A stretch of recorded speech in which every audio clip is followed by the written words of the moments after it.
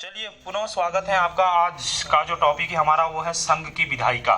ठीक है, संघ की विधायिका। हम इंडियन पॉलिटी में आ गए हैं। रोहित खंडेवाल, हम बात कर रहे हैं इंडियन पॉलिटी की। ठीक है, इंडियन पॉलिटी में हम बात कर रहे हैं संघ की विधायिका। और संघ की विधायिका से संबंधित कुछ हमने महत्वपूर्ण अनुच्छेद लिखे थे।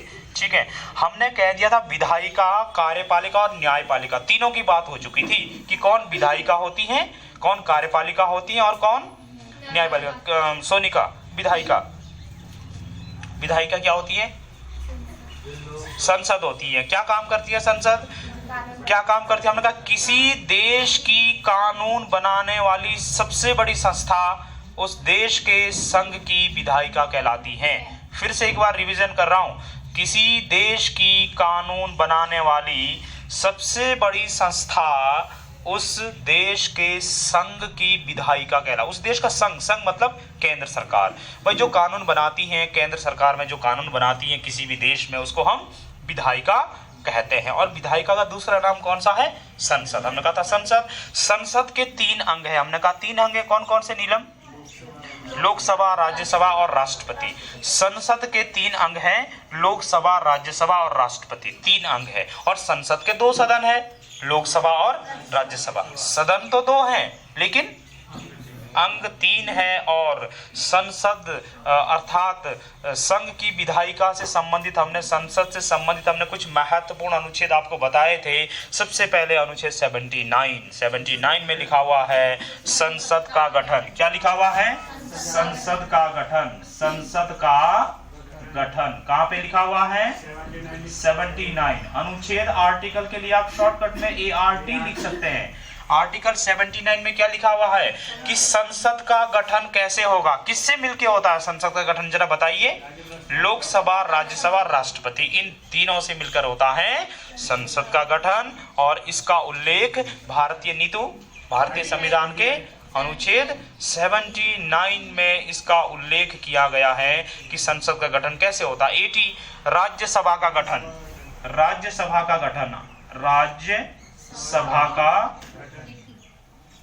राज्यसभा के गठन की बात कहां की गई है? आर्टिकल 80 में, अनुच्छेद 80 में। राज्यसभा का गठन जो होता है, आपको मालूम है राज्यसभा का जो गठन होता है, राज्यसभा के जो सदस्य चुने जाते हैं उनका चुनाव अप्रत्यक्ष होता है। कैसा होता है? अप्रत्यक्ष। प्रत्यक्ष नहीं होता है, अप्रत्यक्ष होता है। क्या आप बता सकते हैं मुझे कि जो राज्यसभा का चुनाव लड़ना चाहता है उसकी न्यूनतम आयु कितनी होनी चाहिए? 30 वर्ष। कितनी वर्ष?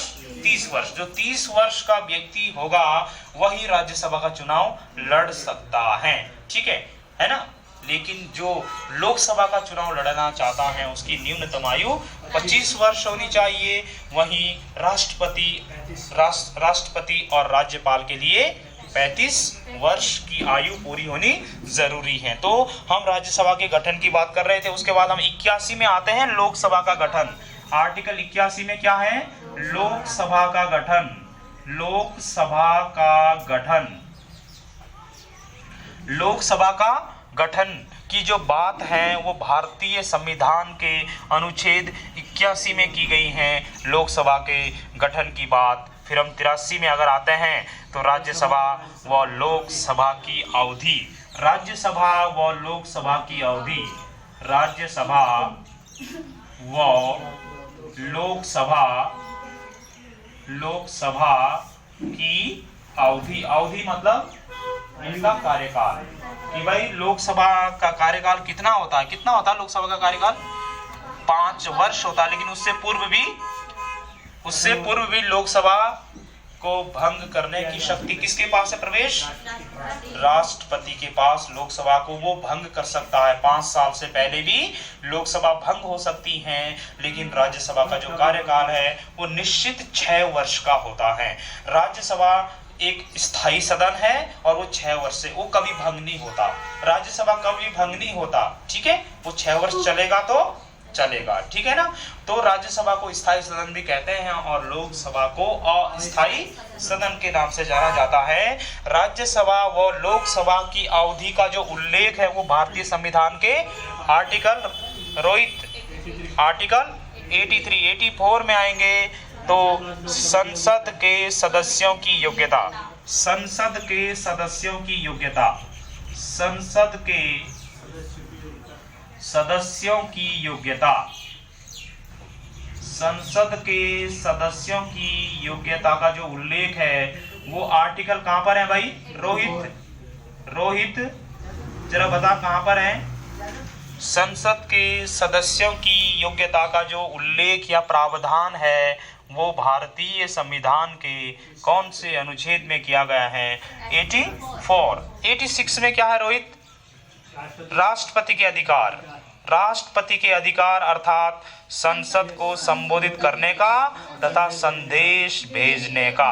राष्ट्रपति संसद को संबोधित कर सकता है और संसद को कोषाध्यक्ष, राष्ट्रपति संसद को संबोधित कर सकता है और संदेश भेज सकता है। इस बात का उल्लेख भारतीय संविधान के अनुच्छेद कहां पे किया गया है? 86 में किया गया है, ठीक है ना? 86 में इस बात का उल्लेख है कि राष्ट्रपति संसद को संबोधित कर सकता है और संसद को संदेश भेज सकता है। इस बात का उल्लेख भारतीय संविधान के अनुच्छेद 86 में किया गया है। और अगर हम इसके आगे चले तो 89 मतलब 89, अनुच्छेद 89 में हाँ, राज्यसभा के सभापति व उपसभापति, राज्यसभा के सभापति व उपसभापति, राज्यसभा के सभापति व उपसभापति, राज्यसभा के सभापति व उपसभापति का जो उल्लेख है वो कहां पर है जी किस्मिता? कहां पर है? राज्यसभा के सभापति व उपसभापति का उल्लेख कहां पे किया हुआ है? 89 में। और 93 में क्या है भाई? लोकसभा के अध्यक्ष व उपाध्यक्ष। लिखिए, लोकसभा के अध्यक्ष व उपाध्यक्ष, लोकसभा के अध्यक्ष व उपाध्यक्ष, लोकसभा के अध्यक्ष और उपाध्यक्ष का जो उल्लेख है वो भारतीय संविधान के अनुच्छेद 94 में हमने कहा यहाँ पे है राष्ट्रपति के अधिकार, राष्ट्रपति के अधिकार लोकसभा को संबोधित करना और मैसेज देना। ठीक है, तो ये कुछ प्रमुख अनुच्छेद थे। वापस आइएगा, संघ की विधायिका की हम बात कर रहे थे, संसद की बात कर रहे थे। आपने लिखा कि किसी देश की कानून बनाने वाली सबसे बड़ी संस्था उस देश के संघ की विधायिका कहलाती है। एक साइड डालिए देश और एक साइड हेडिंग डालिए संघ की विधायिका। ऐसे करके एक टेबल तैयार करिएगा, एक टेबल बनाइए इस तरह से, और इस टेबल में लिखिए, एक तरफ तो लिखिए देश और एक तरफ लिखिए संघ की विधायिका, देश और एक तरफ लिखिए संघ की विधायिका, संघ की विधायिका।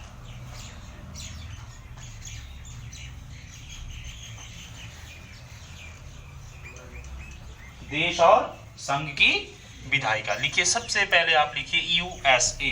यूएसए का पूरा नाम क्या है? United states of America, United states of America. क्या आप बता सकते हैं कि जो यूनाइटेड स्टेट्स ऑफ अमेरिका है उसकी जो विधायिका है उसका नाम क्या है? कांग्रेस। उसका नाम क्या है? कांग्रेस, कांग्रेस। ये आप देख रहे हैं ना यहाँ पे संघ की विधायिका, या हम इसको क्या बोल सकते हैं दूसरा नाम रोहित? संसद। यानी कि अमेरिका का संसद का नाम क्या है? कांग्रेस। यूएसए की संसद क्या है? कांग्रेस है। अगला लिखिए ब्रिटेन। ब्रिटेन की संसद क्या है? बोलो। Parliament, parliament, parliament. किसकी संसद प्रियंका? ब्रिटेन की संसद क्या है? पार्लियामेंट,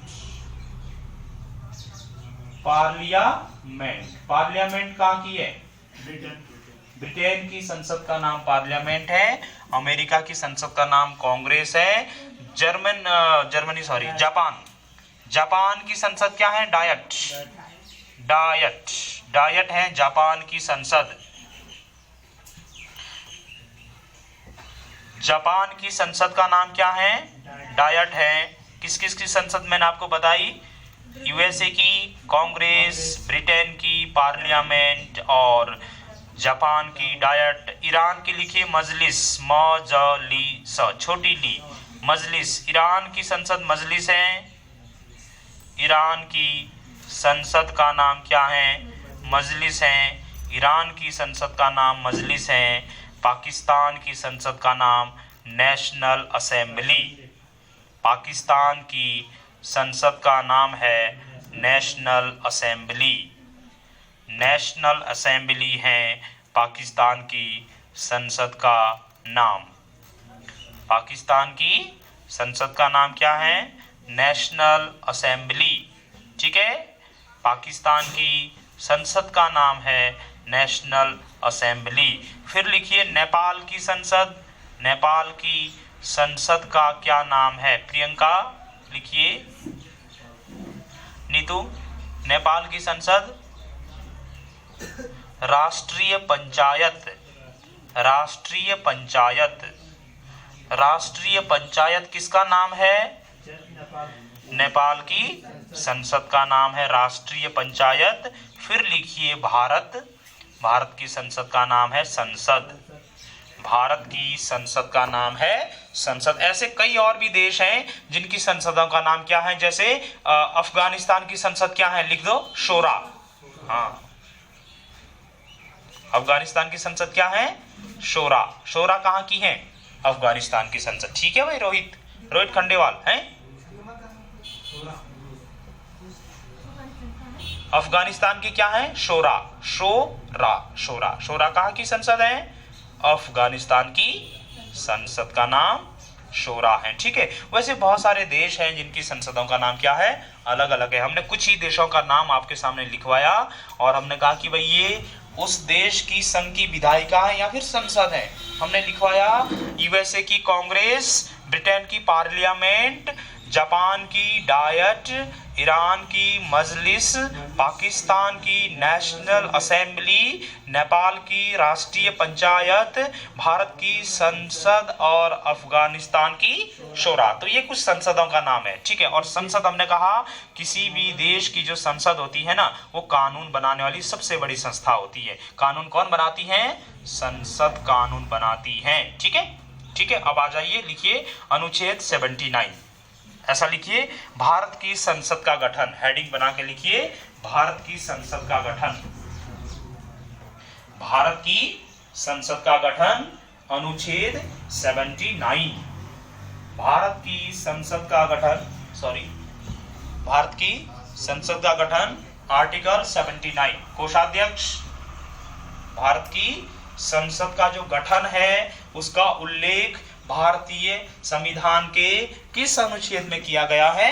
79 में। कहां पे किया गया है? 79 में। लिखिए, भारत की संसद का गठन अनुच्छेद 79। लिखिए, अनुच्छेद 79 में क्या लिखा हुआ है? लिखिए, आर्टिकल 79 में लिखा हुआ है राज्यसभा कौमा लोकसभा, राज्यसभा कौमा लोकसभा तथा राज्यसभा कौमा लोकसभा तथा राज्यसभा कौमा लोकसभा तथा राष्ट्रपति से मिलकर आर्टिकल 79 में जो लिखा हुआ है वही मैं आपको बता रहा हूं। आर्टिकल 79 में लिखा हुआ है राज्यसभा, लोकसभा तथा राष्ट्रपति से मिलकर संसद का गठन होगा। संसद का गठन होगा। राज्यसभा, लोकसभा तथा राष्ट्रपति से मिलकर संसद का गठन होगा। अर्थात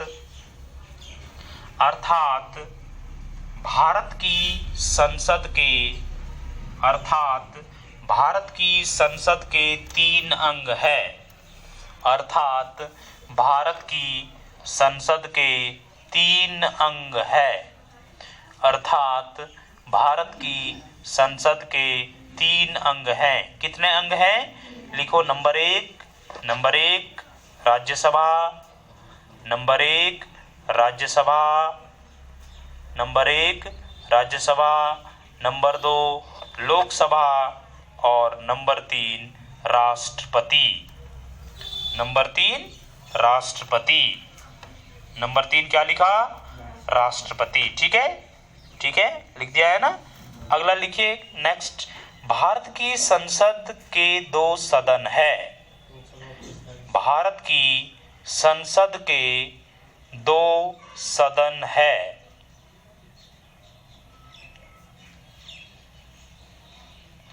भारत की संसद के 2 सदन है।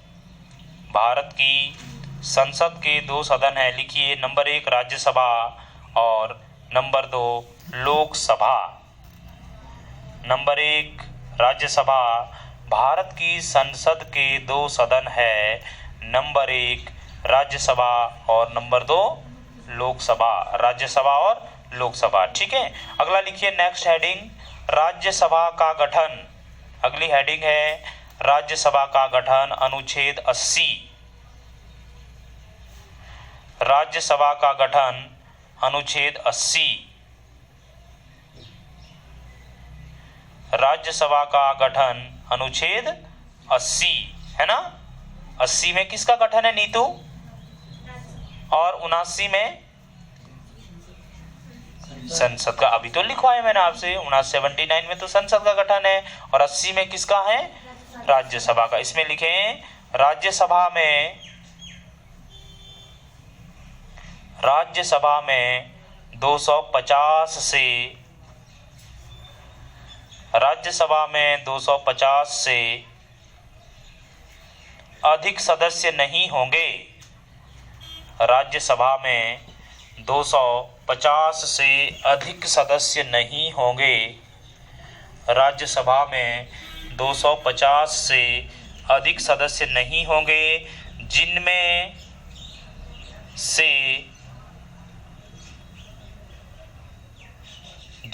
से 238 सदस्य निर्वाचित होंगे।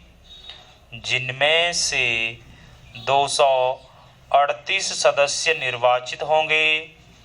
जिनमें से 238 सदस्य निर्वाचित होंगे तथा जिनमें से 238 सदस्य निर्वाचित होंगे तथा 12 सदस्यों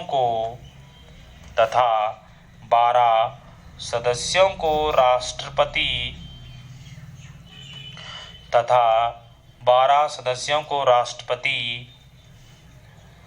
साहित्य कला 12 सदस्यों को राष्ट्रपति साहित्य कला विज्ञान साहित्य कला विज्ञान तथा साहित्य कला विज्ञान तथा समाज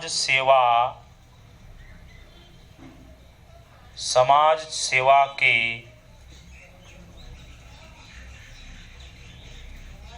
विशेषज्ञों में से समाज सेवा के विशेषज्ञों में से मनोनीत करेगा। समाज सेवा के विशेषज्ञों में से मनोनीत करेगा। समाज सेवा के विशेषज्ञों में से मनोनीत करेगा। एक हेडिंग लिखें, हेडिंग बना के लिखें नोट करके। राज्यसभा से संबंधित महत्वपूर्ण बिंदु। राज्यसभा से संबंधित महत्वपूर्ण बिंदु। राज्यसभा से संबंधित महत्वपूर्ण बिंदु। राज्यसभा से संबंधित महत्वपूर्ण बिंदु। नंबर एक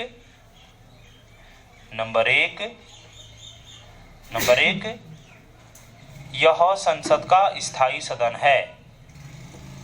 यह संसद का स्थायी सदन है।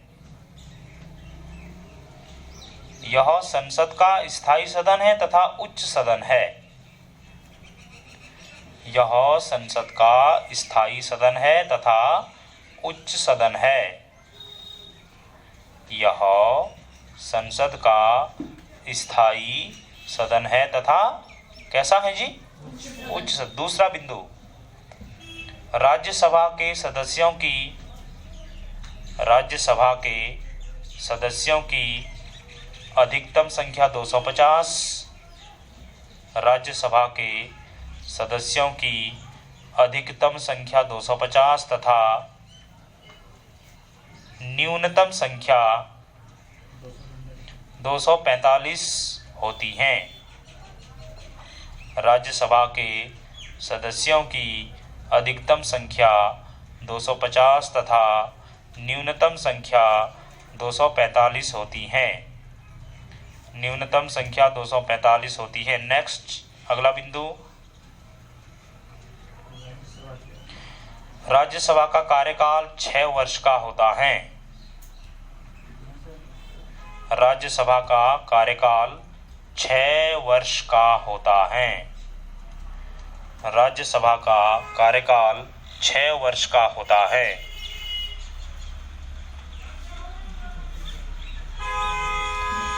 राज्यसभा के लिए न्यूनतम आयु 30 वर्ष है। राज्यसभा के लिए न्यूनतम आयु 30 वर्ष है। राज्यसभा के लिए न्यूनतम आयु 30 वर्ष है। अगला, दिल्ली एवं पौंडीचेरी। पौंडीचेरी का नाम अब पुदुचेरी हो गया है। पुदुचेरी, दिल्ली एवं पुदुचेरी, पुदुचेरी हो गया। दिल्ली एवं पुदुचेरी केवल 2 ऐसे केंद्र शासित प्रदेश हैं। दिल्ली एवं पुदुचेरी केवल 2 ऐसे केंद्र शासित प्रदेश हैं जहां से दिल्ली एवं पुदुचेरी केवल 2 ऐसे केंद्र शासित प्रदेश है जहां से राज्यसभा के लिए सदस्य चुने जाते हैं। जहां से दिल्ली एवं पुदुचेरी केवल 2 ऐसे केंद्र शासित प्रदेश हैं जहां से राज्यसभा के लिए सदस्य चुने जाते हैं। जहां से राज्यसभा के लिए सदस्य चुने जाते हैं। अन्य किसी भी केंद्र शासित प्रदेशों से अन्य किसी भी केंद्र शासित प्रदेशों से अन्य किसी भी केंद्र शासित प्रदेशों से अन्य किसी भी केंद्र शासित प्रदेशों से राज्यसभा के लिए सदस्य नहीं चुने जाते। अन्य किसी भी केंद्र शासित प्रदेशों से राज्यसभा के लिए सदस्य नहीं चुने जाते। अन्य किसी भी केंद्र शासित प्रदेशों से राज्यसभा के लिए सदस्य नहीं चुने जाते। लिखो अगला नेक्स्ट, सबसे ज्यादा सदस्य यूपी से चुने जाते हैं। सबसे ज्यादा सदस्य राज्यसभा के लिए सबसे ज्यादा